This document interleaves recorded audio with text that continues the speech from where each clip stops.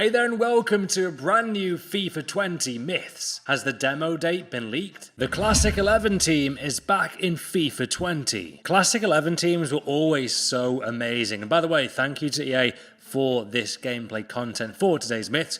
And they were incredible, right? However, guys, it is annoyingly a myth. They will not be back in FIFA 20. As you can see now, though, they were, I believe, in the previous FIFA, such as FIFA 12 there, FIFA 13, FIFA 14, all the way up to FIFA 17.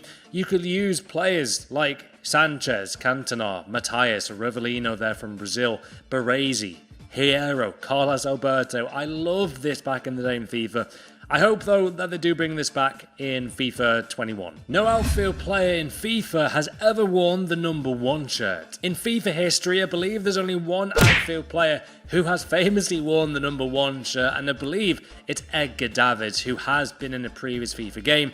Davids, of course, was one of the 3 cover stars there, alongside Roberto Carlos and Ryan Giggs, as the star of FIFA Football 2003. So really is an amazing myth one there, guys, and that myth was from the comment section. The FIFA 20 demo release date has been leaked. So this one could end up being true. A lot of sites are reporting as of last night that September 12th will be the date for the FIFA 20 demo. I went back and did some research, guys, as well, and in FIFA 17, I believe the date was, as you can see there, that was September 13th, so that was the date for that one. September 12th was FIFA 18, then FIFA 19 was back to September 13th, which makes me think that the FIFA 20 demo will be on the September 12th of this year. So hopefully we'll get a bit early this year, and yeah, this one could be true. You can now download the full version of FIFA 20. Yes, you guys can. If you go into your Xbox or I believe PS4